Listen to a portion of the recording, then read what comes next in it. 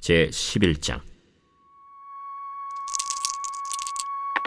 백성의 지도자들은 예루살렘에 거주하였고 그 남은 백성은 제비 뽑아 10분의 1은 거룩한 성 예루살렘에서 거주하게 하고 그 10분의 9는 다른 성읍에 거주하게 하였으며 예루살렘에 거주하기를 자원하는 모든 자를 위하여 백성들이 복을 빌었느니라. 이스라엘과 제사장들과 레위 사람들과 느디님 사람들과 솔로몬의 신하들의 자손은 유다 여러 성읍에서 각각 자기 성읍 자기 기업에 거주하였느니라. 예루살렘에 거주한 그 지방의 지도자들은 이러하니 예루살렘에 거주한 자는 유다 자손과 베냐민 자손 몇 명이라. 유다 자손 중에는 베레스 자손 아다냐이니 그는 우시아의 아들이요 스가랴의 손자요 아마랴의 증손이요 스바디아의 현손이요 마할랄렐의 오대손이며 또 마아세야니 그는 바룩의 아들이요 골호세의 손자요 하사야의 증손이요 아다야의 현손이요 요아립의 오대손이요 스가랴의 육대손이요 실로 사람의 칠대손이라. 예루살렘에 거주한 베레스 자손은 모두 468명이니 다 용사였느니라. 베냐민 자손은 살루이니 그는 무슬람의 아들이요 요엣의 손자요 부다야의 증손이요 골라야의 현손이요 마아세야의 오대손이요 이디엘의 육대손이요 여사야의 칠대손이며 그 다음은 갑배와 살레 등이니 모두 928명이라. 시그리의 아들 요엘이 그들의 감독이 되었고 하스누아의 아들 유다는 버금이 되어 성읍을 다스렸느니라. 제사장 중에는 요아립의 아들 여다야와 야긴이며 또 하나님의 전을 맡은 자 스라야이니 그는 힐기야의 아들이요 무슬람의 손자요 사독의 증손이요 무라요의 현손이요 아히두베의 오대손이며 또 전에서 일하는 그들의 형제니 모두 822명이요 또 아다야이니 그는 여로함의 아들이요 불라야의 손자요 암시의 증손이요 스가랴의 현손이요 바스훌의 오대손이요 말기야의 육대손이며 또 그 형제의 족장된 자이니 모두 242명이요 또 아마세이니 그는 아사렐의 아들이요 아흐세의 손자요 무실레못의 증손이요 임멜의 현손이며 또 그들의 형제의 큰 용사들이니 모두 128명이라. 하그 돌림의 아들 삽디엘이 그들의 감독이 되었느니라. 레위 사람 중에는 스마야이니 그는 하습의 아들이요 아스리감의 손자요 하사비아의 증손이요 분니의 현손이며 또 레위 사람의 족장 삽부대와 요사밭이니 그들은 하나님의 전 바깥일을 맡았고 또 아삽의 증손 삽디의 손자 미가의 아들 마따냐이니 그는 기도할 때에 감사하는 말씀을 인도하는 자가 되었고 형제 중에 박부갸가 버금이 되었으며 또 여두둔의 증손 갈랄의 손자 삼무아의 아들 압다니 거룩한 성의 레위 사람은 모두 284명이었느니라.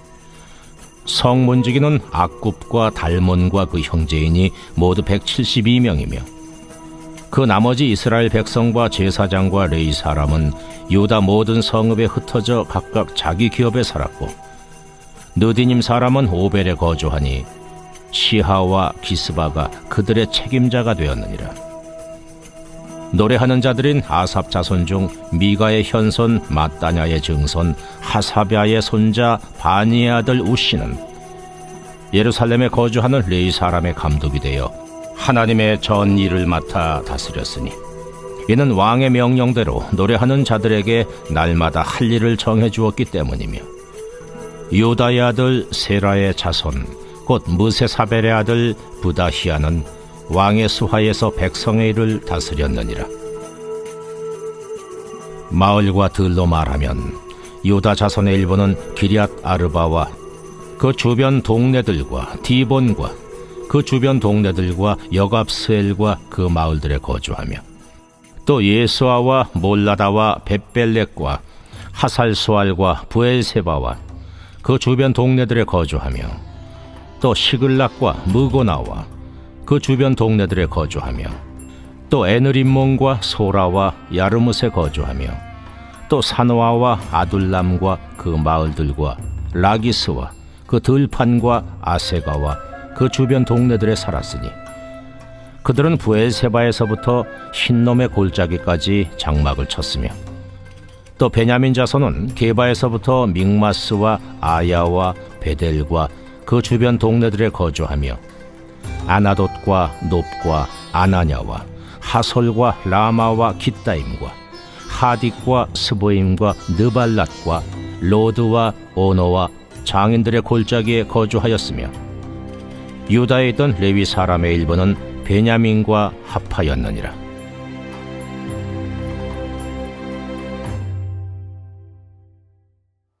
(2021년 1월 27일) 새벽 하나님의 말씀은 느헤미야 11장입니다. 비록 성벽이 완공되었다 할지라도 아직 예루살렘은 충분한 수의 주민이 거주하지 못했고 여전히 미약하고 보잘것없는 성읍의 모습을 띠고 있었습니다. 느헤미야의 다음 계획은 다른 지방에 사는 백성을 예루살렘으로 이주시키는 것이었습니다. 물론 바벨론에서 돌아온 지 100여 년이 지났기 때문에 지금 살고 있는 곳을 떠나 예루살렘으로 이주하는 일은 쉽지 않은 일입니다. 그러나 백성의 지도자들이 모범을 보여 예루살렘에 정착하였고 그리고 남은 백성은 제비를 뽑아 10분의 1은 예루살렘에 거주하게 하고 10분의 9는 다른 성읍에 거주하게 합니다. 2절을 보면 이들 외에 예루살렘에 거주하기를 자원하는 사람들이 있었습니다. 다른 사람들이 위험과 손실을 감수하기를 주저하고 있을 때 이들은 하나님을 위해 예루살렘에 거주하기를 기꺼이 선택한 것입니다. 본문에서 백성들이 그들을 위해 복을 빌었다는 이야기를 하고 있습니다. 그렇습니다. 하나님은 다른 사람에게 복의 통로가 되는 사람들을 복되게 하실 것입니다. 특별히 예루살렘 거민의 목록에는 유다 자손과 베냐민 자손 그리고 제사장과 레위 사람이 중심을 이루는데 본래 예루살렘의 일부는 유다의 기업이었고 나머지는 베냐민의 기업이었습니다. 이들이 다시 예루살렘 거민을 이룬 것은 포로에서 돌아온 자들이 세운 언약 공동체의 회복이 다윗의 나라인 옛 유다와 연결되고 있다는 증거이기도 합니다. 느헤미야는 단순히 수도 성읍을 재건하는 것이 아니었습니다. 예루살렘이란 성, 그 속에 담겨져 있는 정신과 신앙, 정체성을 재건하려는 것입니다. 무너진 하나님에 대한 신앙, 텅 빈 믿음을 다시 채우고 회복하려고 성읍 재건에 나선 것입니다. 중요한 것은 예루살렘을 텅 비워두지 말라는 것입니다. 그럴듯하게 눈에 보이는 외곽의 성만 새로 구축하는 것이 전부가 아니라 사람으로 채우라는 것입니다. 사람이 중요합니다. 건물이 아닙니다. 하나님을 예배하고 찬양하고 기도하고 봉사하는 사람들로 예루살렘을 채우라는 것입니다. 오늘 우리들의 교회도 마찬가지입니다.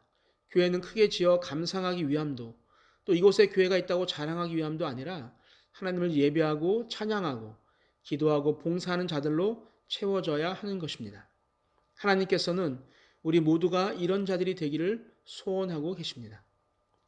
16절부터 보면 레위 사람들 중 일부는 하나님의 전 바깥일을 맡았고 마따냐는 기도할 때에 감사하는 말씀을 인도하는 일을 했고 성문지기는 악굽과 달몬과 그의 형제들이 맡아서 했고 기브온 사람들의 자손인 느드님 사람들은 성전의 허드렛 일을 맡았으므로 언제든지 맡겨진 일을 수행할 수 있도록 성전 가까운 곳인 오벨에 거주했습니다.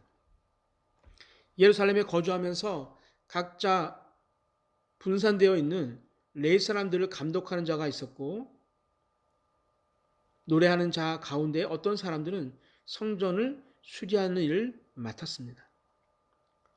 고린도전서 12장 28절 29절을 보면 하나님이 교회 중에 몇을 세우셨으니 첫째는 사도요, 둘째는 선지자요, 셋째는 교사요, 그 다음은 능력을 행하는 자요, 그 다음은 병을 고치는 은사와 서로 돕는 것과 다스리는 것과 각종 방언을 말하는 것이라. 다 사도이겠느냐? 다 선지자겠느냐? 다 교사이겠느냐? 다 능력을 행하는 자이겠느냐? 다 병 고치는 은사를 가진 자이겠느냐? 다 방언을 말하는 자이겠느냐? 다 통역하는 자이겠느냐라고 말을 하고 있는 것을 봅니다. 사랑하는 산도교 성도 여러분, 온전한 예루살렘을 세우기에 내가 하고 싶은 일이 아닌 각자의 자리에서 맡겨진 일을 묵묵히 감당했을 믿음의 선배들의 이야기를 통해서 하나님이 바라시는 산돌교회를 세우기 위해 우리에게 맡겨진 일들을 묵묵히 감당하기로 다짐하게 되는 사랑하는 산돌교회 성도님들이 되시기를 주님의 이름으로 축복합니다.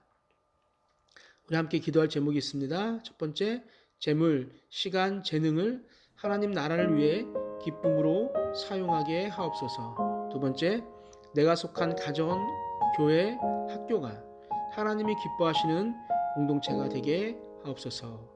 함께 기도하시겠습니다.